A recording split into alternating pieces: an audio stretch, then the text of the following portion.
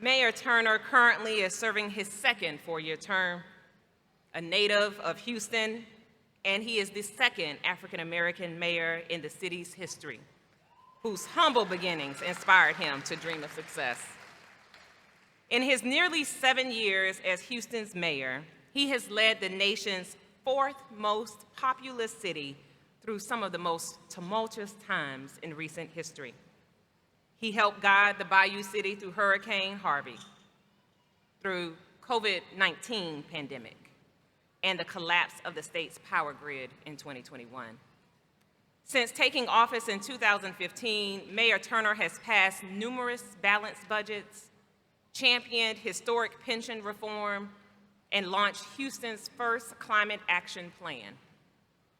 He has also been a champion of the people he serves. Last year, he released his One Safe Houston initiative to combat the increase in violence resulting from the pandemic, domestic violence, mental illness, and the proliferation of guns on the street. The plan has resulted in a decrease in the year-to-year number of homicides and overall violent crime rates. One of his signature priorities, Complete Communities, an initiative designed to revitalize and improve Houston's most underserved neighborhoods. He has also created the Hire Houston Youth Program to provide jobs and internship opportunities for thousands of young people each year. He has forged public-private partnerships to improve neighborhood parks and expand Houston's technology and innovation footprint. A longtime friend and supporter of Prairie View A&M University, Mayor Turner is known for fostering collaboration between the city and neighboring universities. He is a well-respected leader and sought-after speaker. As his time in office comes to an end in January, we are very pleased that Mayor Turner agreed to share his wisdom with us with the summer class of 2023 before he departs his current post. I am pleased to welcome to the podium Mayor Sylvester Turner.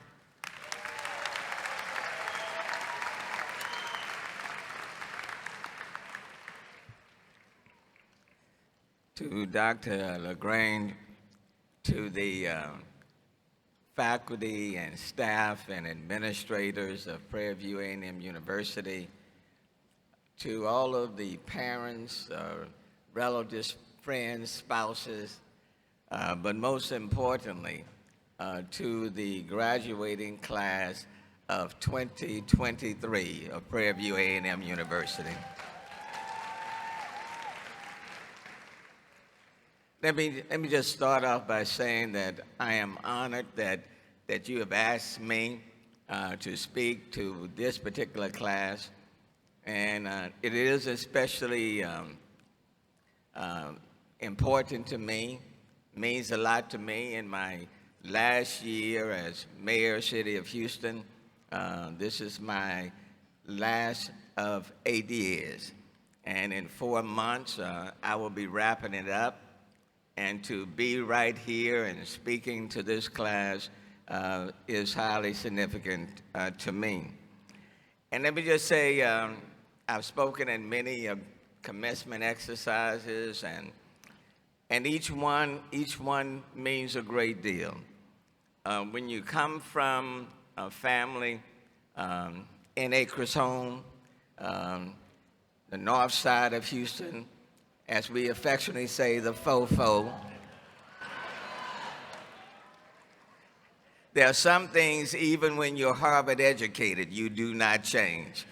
And I know it's 4-4, but in Acres Home is fofo. And so today is important because neither one of my parents graduated. They didn't graduate from high school. They certainly didn't graduate from a college. In fact, they never walked on a college campus. And so graduations for me, whether it's high school graduations or college graduations, carry a great deal of significance. And even though I'm not sitting in your seats, I've sat there And as I sit up here and stand here, I reflect on my own background. And then what's even more important is that my parents grew up not too far from here. They grew up in Washington County, Chapel Hill, and Brenham. And before the highway came along, you know, we came right through, passed by Prairie View in Hempstead. And as a kid growing up and going back to Chapel Hill many, many times with my folk, we stopped off in Hempstead and for the watermelons and everything else, you know. But this is a frequent stop because my parents grew up right down the street. It was in 1954 that they moved to Houston, to the north side, to Acres Home, to the Fofo. And they resided there for their entire lives. So today is especially important. They didn't have the same opportunities that you have or that I have had. But let me tell you, they worked hard. They sacrificed for all 9 of their kids. They believed in voting in every election. They didn't graduate from high school or college, but they did believe in voting and participating. And most importantly, they were God-fearing people. And so I grew up in a 2-bedroom house, 1 bathroom, 9 kids, mom and dad. And my mom and dad took one of the bedrooms. So that left the other bedroom for the other 9 of us. And we managed how to make it. And I'll never forget my dad, before he would go to bed at night, my dad would get on his knees and my dad would pray out loud. And he would pray for his kids and ask the Lord to give him what he needed to take care of my mom. And as a little kid, you know, I didn't pay a whole lot of attention to that. When I reflect back on it, though, it brings back a whole lot of memories. My dad, my mom, we didn't have private health insurance. So when my dad came from Chapel Hill, he was a farmer in Chapel Hill, came to Houston. He was a painter. He was a yard man. He did whatever he needed to take care of 9 kids. And when he was diagnosed with cancer, specifically leukemia, we didn't have the private health insurance. So my dad literally told the providers and the public health system, Ben Taub at that time, Jefferson Davis, just give him what he needed because he needed to take care of his family. And so he had these painkillers. And my dad literally worked until the last day. My dad cut people's yards. And on that day, and it was at that night that he passed. And so, but for him, he wanted to take care of his 9 kids. My mom, after my dad died, became the CEO of the Turner household. Because if you're taking care of 9 kids, literally all by yourself, you deserve to be called a CEO. And my mom was this maid at the Rice Hotel in downtown Houston. And she would get her kids ready, and then she would catch the next bus because she never learned how to drive. But she was able to take $1, and she would make it stretch. And it's ironic, her favorite song was "This Little Light of Mine, I'm Gonna Let It Shine." That was her favorite song. When I graduated from high school and then college and wanted to go to law school, I had needed these loan papers signed.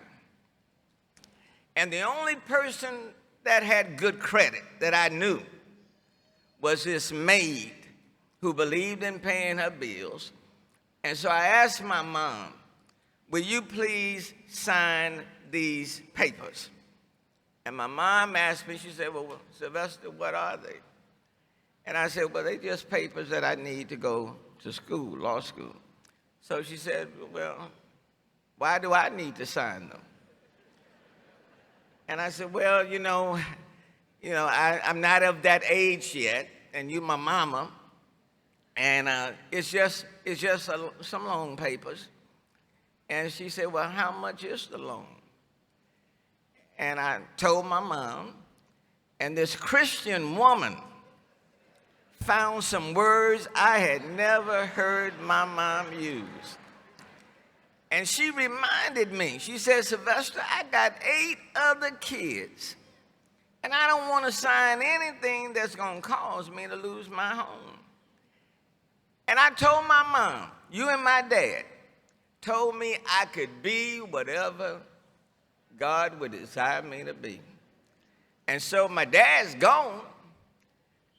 You're the one left. And if you don't sign the papers, I cannot go. After 3 days, when I came back, my mom said, the papers are on the table. She signed. The only time my mom, in her 91 years, boarded a plane was to board a plane to come see her son graduate from law school. That's the only time.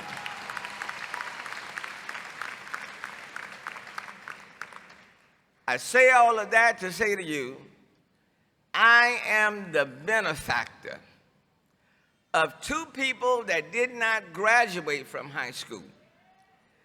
I am the benefactor of 2 people that wanted their kids to have more and go further than they did. So every time I walk down that graduation aisle, and every time I sit on this stage and look at graduates, I am reminded of a mom and a dad who sacrificed on behalf of all 9 of their kids. I would not be standing here but for a praying mama and a praying dad who sacrificed for their kids. I am the benefactor. I am the one who was hired by a major law firm, one of the largest one in the country.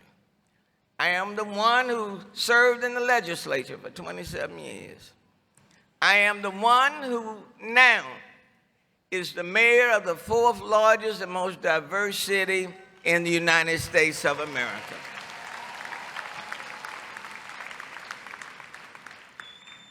Don't tell me what God cannot do.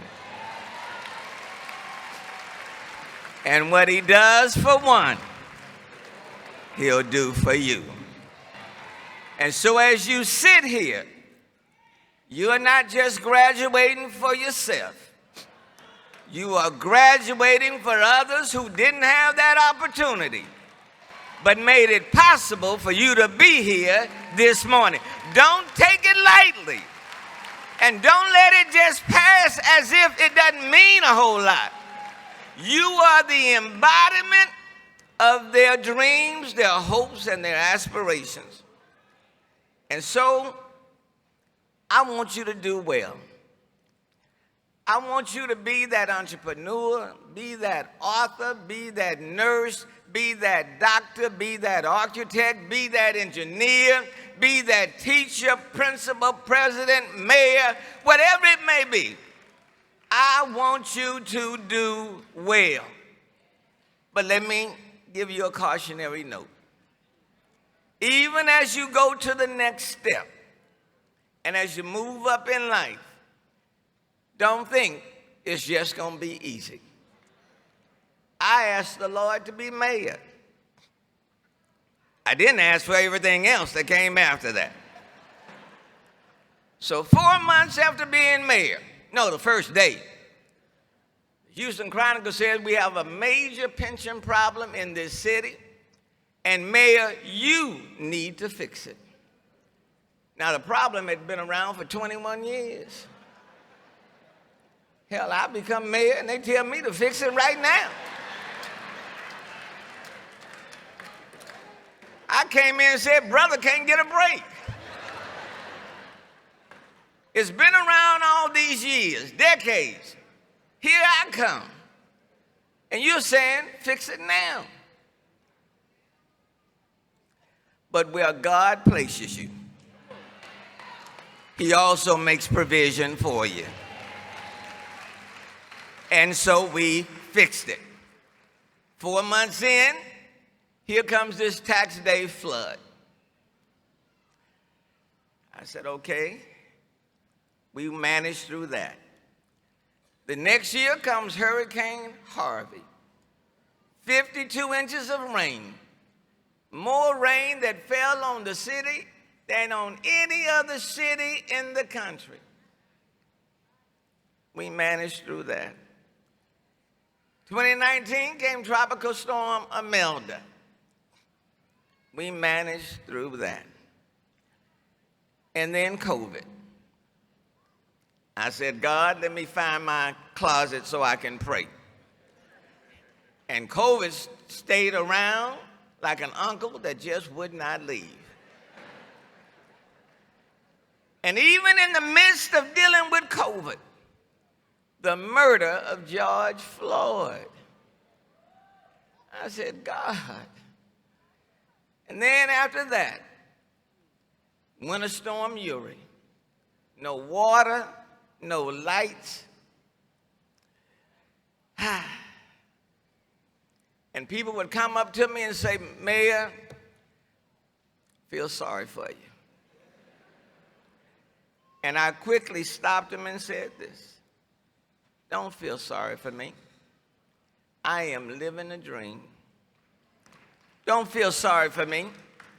I remembered what this Baptist minister said about 15 years ago that I'd never forgotten.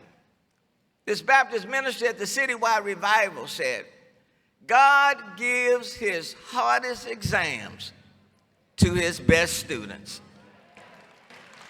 He said, if somebody is not going through much, don't look at them and wish you were in their shoes. Because he said, God doesn't give you more than you can bear. So he doesn't give a whole lot, he doesn't give people much because he knew they couldn't take much.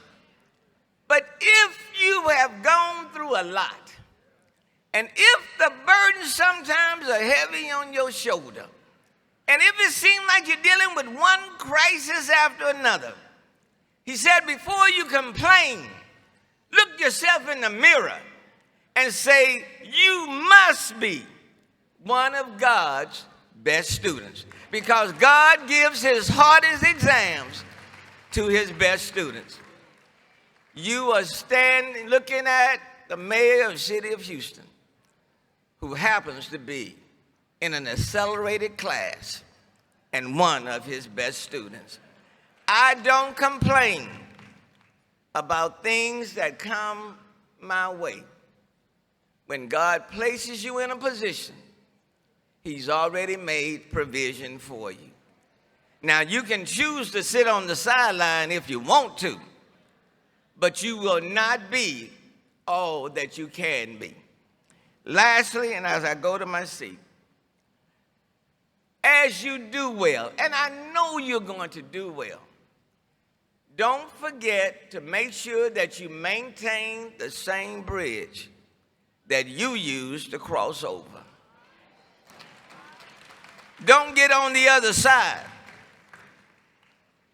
And don't ensure that those who are coming behind you will not have that same bridge to cross over.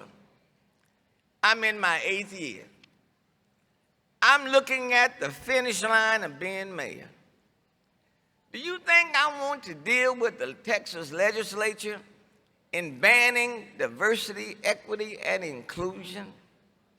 Do you think that's a fight that I want to deal with in my final year when I just want to celebrate all of what we've done? I don't want to deal with that issue. But shame on me. If those who made the way possible for me, on my watch, I allowed it to take place without at least raising my voice. In my final year, the United States Supreme Court says no to affirmative action on college admission. You think I want to deal with that issue in my final year? But it's happening on my watch. Shame on me if I don't raise my voice. In Florida, they're trying to convince you and me that black folk benefited from slavery. You think I want to deal with that in my final year? But shame on me if I don't raise my voice. In the city of Houston, the state of Texas has taken over the largest school district in this state. And the self-imposed superintendent is closing 28 libraries at schools that primarily cater to black and brown students and turning them into detention centers, saying to our kids, libraries are not important. You think I want to deal with that in my final year? But shame on me if I don't raise my voice. The point I want to make, do well, make a whole lot of money, go to the highest level, but don't forget the bridge that crossed you over.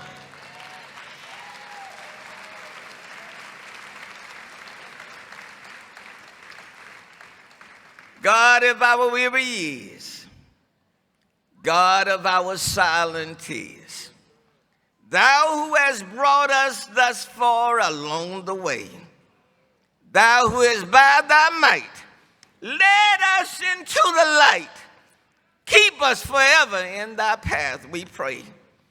For lest our feet stray from the places, our God, where we met thee, and lest our hearts, drunk with the wine of the world, we forget thee. Shattered beneath thy hand, may we forever stand true to our God, true to our native land. Lord, for crossing me over from college and law school, I say thank you. For allowing me to be a state legislator, Lord, I say thank you. For allowing me to be the mayor of the fourth largest city in the United States, Lord, I say thank you. For allowing me to be at Prairie View on this day for class of 2023, Lord, I say thank you. For giving me what I need to get to where I need to be, Lord, I say thank you.